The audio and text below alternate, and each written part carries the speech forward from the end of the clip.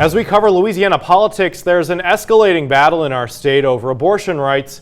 With abortions already illegal here in Louisiana, lawmakers are now advancing a bill to reclassify two commonly used abortion medications as controlled dangerous substances. As reporter Haley Jackson explained, some doctors are warning the move could have a disastrous impact on women's health.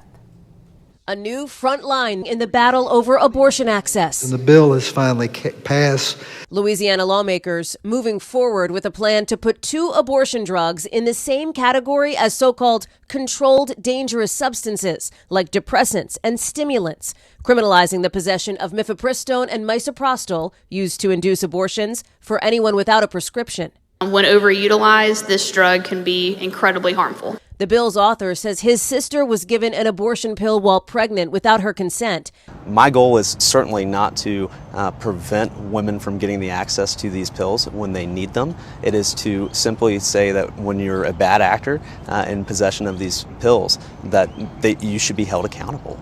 But critics question how the state could enforce the proposal and warn it may have a chilling effect. Let me tell you something. 50th in maternal outcomes is not pro-life. 280 Louisiana doctors in a letter say reclassifying the drugs is not scientifically based and creates confusion and misinformation, considering the drugs are also used after miscarriages and to induce labor. That only a very small percentage of the time are they utilized for abortion care.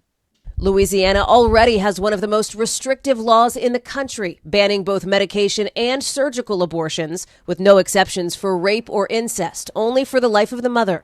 Since the overturning of Roe v. Wade, more than a dozen states have put in place stricter abortion laws, raising the political stakes on reproductive rights heading into November. Former President Trump, in a new interview, first opening the door to restrictions on birth control. Do you support any restrictions on a person's right to contraception? I'm going to have a policy on that very shortly, and I think it's something that you'll find interesting. But hours later, backing off, making clear on his social media platform he does not support a ban on birth control and will never advocate for one. Also at the state capitol, senators are debating a bill that would prohibit discrimination against unvaccinated students at school. Now, state law mandates students get certain vaccines following a schedule approved by the State Department of Health. Supporters of the measure claim unvaccinated students were targets of discrimination during the pandemic. Opponents say it could result in infectious outbreaks.